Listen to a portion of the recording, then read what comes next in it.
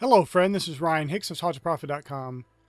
Today I want to talk to you about the power of scattered thoughts to create a mediocre life and how to focus and live the good life.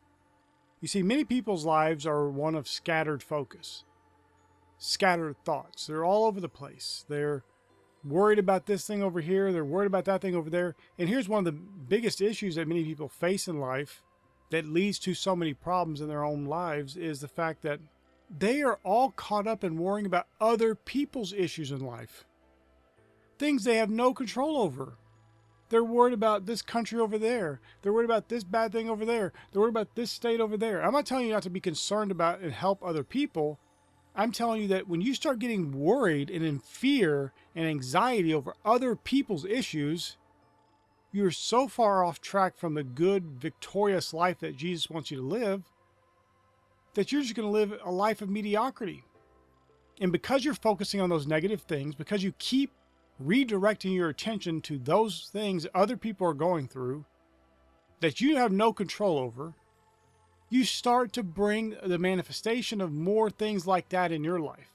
It doesn't have to be the exact same thing, but just things similar to it that get you in the same low vibrational state, the same fearful state. And that's no way to live.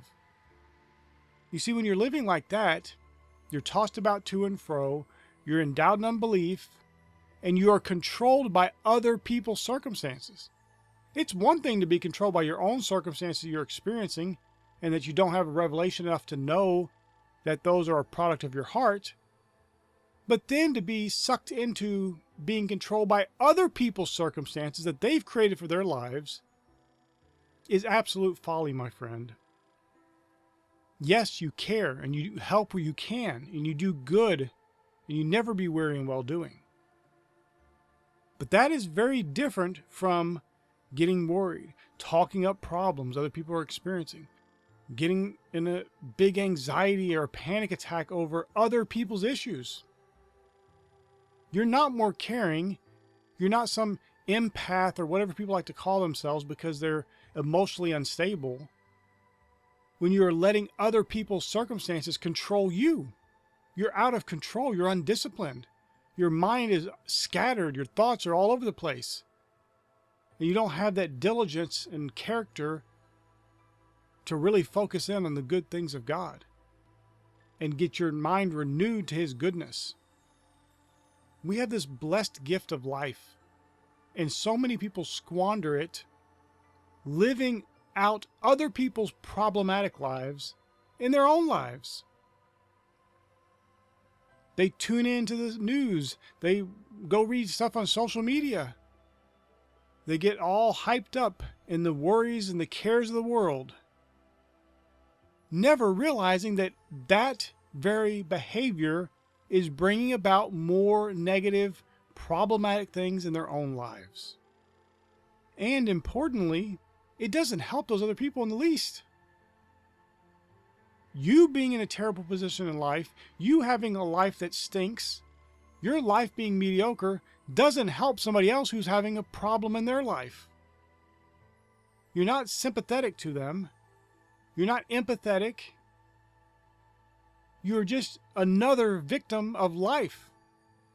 But here's the thing. The victimizer is yourself. Because you're choosing to allow those thoughts rule and reign in your life. You're choosing to allow other people's circumstances change what you think about, what you focus on. Consequently, change your life. Make your life into a representation of the other people's problems. More negativity, more problems, more drama, or whatever it may be. And you do no good for anyone. You don't do any good for yourself. You don't do any good for the people who are having trouble. So when I give, I really try to make sure I'm giving to a person's blessing, not to their need. And what I mean by that is when people come tell me these sad sob stories, I can't give to that. I can give to people who are going about and going to do more. They may have little. There may be a lot of struggle in their life. But there's a place they're going. There's a good focus they have that they are directing themselves toward. But the person that's just whining about life, everything's so awful, everything's so terrible, how can you give to that? You're literally sowing your seed into bad ground. You know that's bad ground.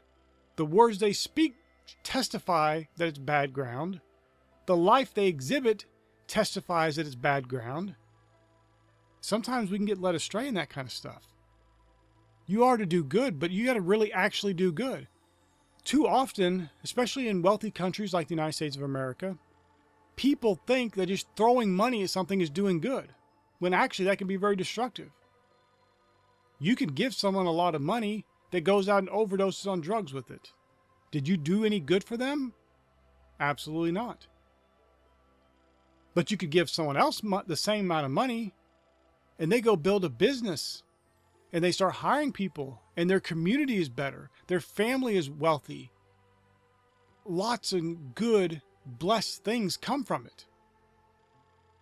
So you can't be one of these people who gets caught up in other people's circumstances, allow it to manipulate you, to change your attitude, to change your opinion, to change your thoughts. You must be the master of your thought life, under your master who is Jesus. So what this means is you cannot allow other people's circumstances to rule your life. You can't allow those circumstances to change your behavior. You can't allow those circumstances to change who you are. You must stay that positive, high vibration person who is doing good, who is not weary in well doing, who is blessing and blessing and blessing, but you're never getting caught up in the cares of the world. You're never getting caught up in the worries of other people. That does not mean you're not moved with compassion for them. You are. But compassion does not mean you start allowing that stuff to affect you and change you and get you focused on something negative and evil. You keep your mind focused on the good. You keep your heart and life existing within God's goodness only. You don't allow yourself to get pulled astray into the negativity of the world, pulled astray into the anxiety of the world, pulled astray into the cares of the world. You're above all that. My friend, you have the victory. Now you can go through life like most people do, with scattered thoughts. Your focus is all over the place. You're allowing other people's lives and their experience, most of it self-caused, to barge into your life and become part of your existence. Or you can focus on the good. You can focus on God's goodness and His grace and His mercy and His love and His compassion and His generosity and His abundance, and live from a full, grateful heart that experience in the world. That will do more good for the world than anything else you can do worrying or fearing or fretting over other people's circumstances, my friend. Keep your thoughts focused on good. Make sure that you are only thinking about those things that are lovely and of good report, and watch as your life becomes the good life. Mediocrity, normalcy, average, those things all go away, and you live the good life, the victorious life in Jesus Christ. My friend, I pray this is a blessing for you. May God bless you richly.